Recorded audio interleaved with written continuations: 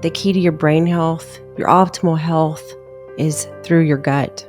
So if you feel like crap, if you don't like the way your skin looks, if you don't like your brain fog, or if you suffer from depression or anxiety, or heaven forbid, autoimmune disease or any other illness, struggle with your weight, bloating, just generally don't feel super great, your gut health is the culprit, and healing your gut is the key to overcoming all of it.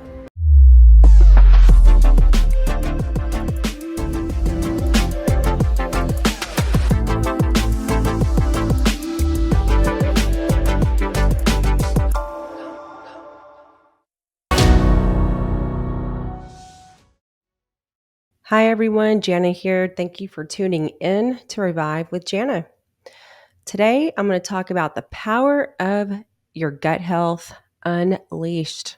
So if you've listened to my podcast at all, then you have heard me talk about gut health. Guys, the key to your overall health, the key to your brain health, your optimal health is through your gut. So if you feel like crap, if you don't like the way your skin looks, if you don't like your brain fog, or if you suffer from depression or anxiety, or heaven forbid, autoimmune disease or any other illness, struggle with your weight, bloating, just generally don't feel super great, your gut health is the culprit, and healing your gut is the key to overcoming all of it. Now, that might sound a little, wish-washy or whatever, but it's not. I healed myself 100% from chronic Lyme disease. And I did that not only by killing off the Lyme bacteria, but by also healing my gut. And I have helped so many people get rid of unwanted symptoms, autoimmune disease, simply by healing their gut. And, your gut health is absolutely a necessity for living a very long and healthy, happy life. So if you suffer from any neurological symptoms at all, like brain fog, anxiety, depression, you name it, there's nothing wrong with you. There's nothing wrong with your brain, simply in your gut. 80% of our immune system is in our gut. Most of your neurotransmitters are produced in your gut. So, once again, heal your gut. So, just like we talk about our mindset, right? I always say your mindset is the foundation to all other success in life. Well, your gut health is the foundation to your optimal overall health, no matter what you suffer from. An autoimmune disease is not a life sentence. An autoimmune disease isn't just something you have because it runs in your family. You know what else runs in your family? Poor eating habits, eating similar things. You could be the one that breaks that cycle. You can be the one that sets it differently for the next generation to come. It can stop with you. So let's do that. Heal your gut. How do you heal your gut? Well, that's a multifaceted process. Is it difficult? No. Does it take some self-discipline? Yes, it does. Does it take time? Does it take patience? Yes and yes. Is it possible? 100%. Will you see results? Absolutely. You will see results the entire time you work on healing your gut. You'll notice small results, probably week by week. Now, of course, the worse your current gut condition is, the longer it's going to take to heal. The amount of effort you put into it, are you going to do this 100%? Are you going to do it sometimes when it works, when it's beneficial, when it fits your schedule, when it fits your social life? All of those things are going to make a difference. So let's talk about how to do it.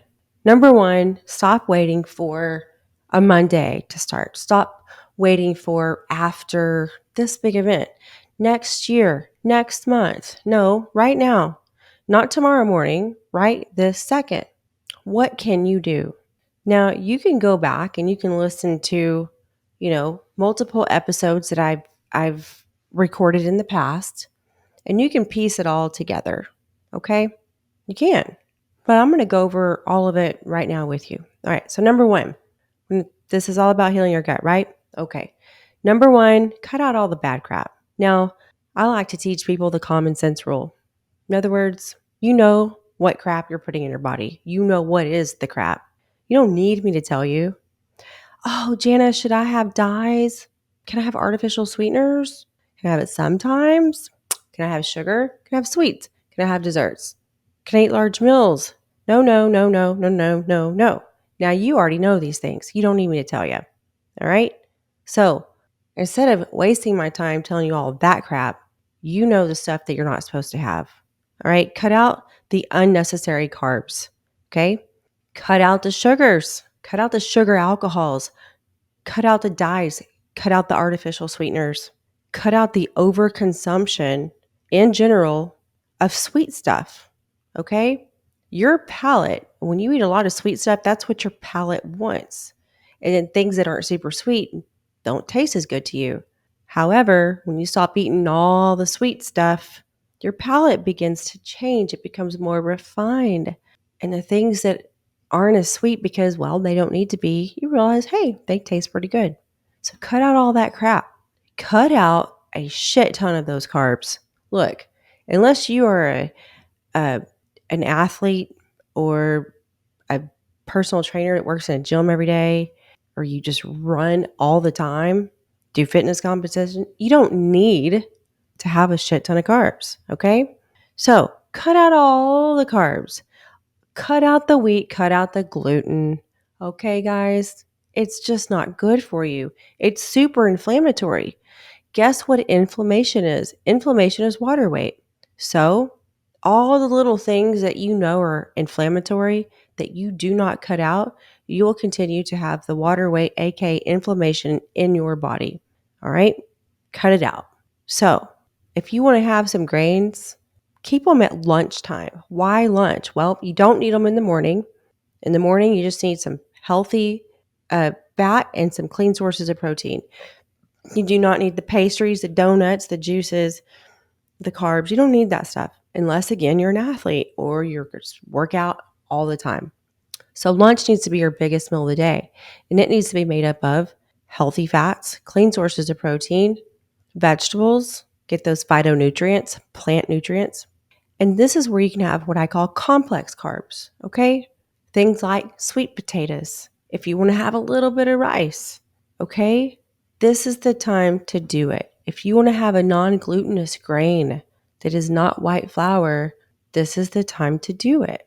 Why? Because the rest of the day, you need that energy to get through your day. You don't want to hit the afternoon slump that we all get. Nobody does. Okay? So make lunch your biggest meal of the day, but not too big. Make sure you chew thoroughly. Make sure you eat not too fast. When you eat so fast, it doesn't give your brain enough time to even receive the message that you're eating. And so therefore, you're just going to get super full because you just keep eating. However, when you eat slowly and you chew thoroughly, because digestion begins in your brain as soon as you know you're fixing to eat, right? Then you start to salivate. Then you start to chew your food. Your saliva, guys, contains chemicals that not only help break down food, but that help tell your brain, hey, they're eating. And then your body's able to gauge and let you know when you are full. You don't want to eat until you feel full. You want to eat until you feel like you're about 80% full, okay? If you need a snack between lunch and dinner, make sure it's halfway in between when you finish your lunch and when you're going to have dinner. And keep it super, super light, okay? This really just needs to be, again, some healthy fats, really. Maybe a little bit of protein. Think like olives and healthy nuts like pecans, walnuts, macadamia nuts, some almonds, things like that. Half an avocado, a little bit of nut butter, maybe a little bit of a green apple with nut butter. Things like that are a really good snack, okay? And then dinner. Now, here's the thing with dinner. Dinner should be your lightest meal of the day. Why? Because that's when your body slows down, right? Your digestive system gets tired just like you do. And so many people have dinner their biggest meal of the day because that's when they get to sit down with their friends or family or just alone and just decompress and just stuff their face. Now, you can still sit down, decompress, have dinner with your friends or family or whatever, but it doesn't have to be such a big meal. All right. Your meal size doesn't take away from being with your loved ones or decompressing. Okay. Dinner needs to be a minimum of 3 hours before bedtime. So if you go to bed at 10 o'clock, you need to be done eating by 7 p.m. The reason is because when you eat a big meal, especially, or a meal, and then a few hours later, an hour later, you go lay down and you get in bed, you're going to have a lot of food that is not properly digested and or not digested at all. So what happens? It sits in your gut and it rots, and then you get gut dysbiosis. You get an overgrowth. You get leaky gut, and that just leads to a whole lot of other problems. Poor sleep, number one, and it just leads to you feeling like crap because that's not good for your gut. Here's the other thing. Every time your body has to digest, it takes energy away from other things that your body needs to do. So keep dinner super light, at least 3 hours before bedtime. That way your body can properly digest, because digestion is a north to south process. And also, so your body can really do a deep cleanse at a cellular repair while you're sleeping. And so you sleep better. Okay. So I recommend cutting out all cow dairy, the sugars, the wheat, the gluten, a lot of grains, the dyes, the artificial sweeteners, the sugar alcohols, all that stuff, corn products, and just eating healthy and clean, guys.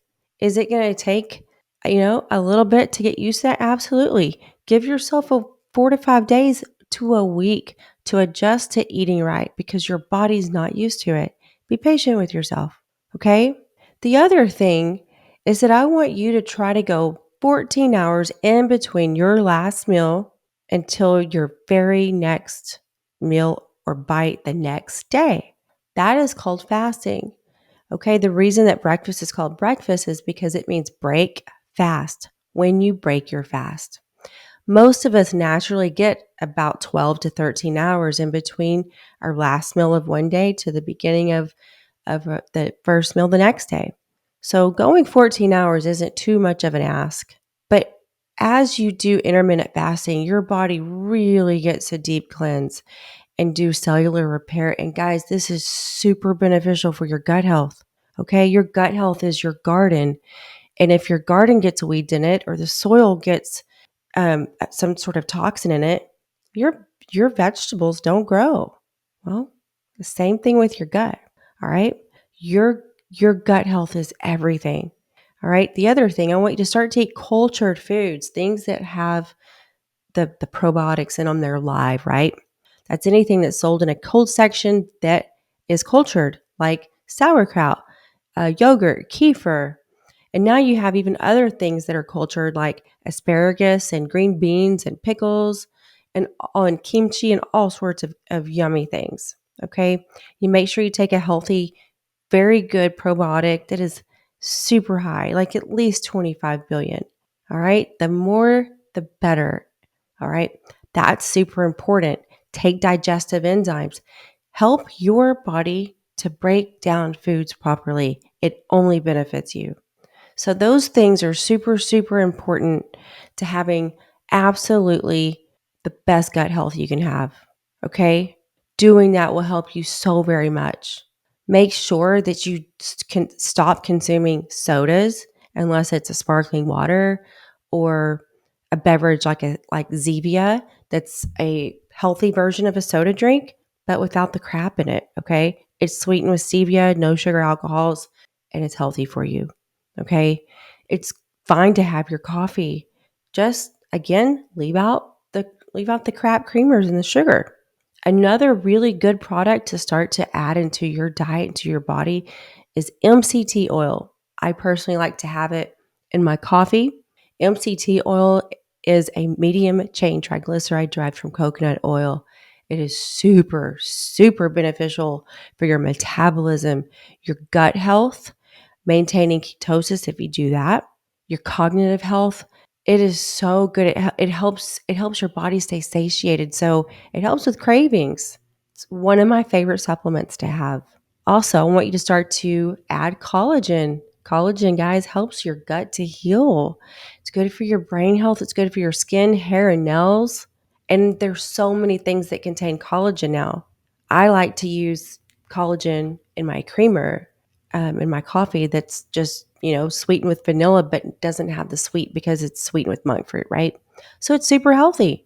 That's one of my favorite things to add to a protein shake or my coffee. And there's also just plain old collagen supplements. Doing those things will help you feel so much better.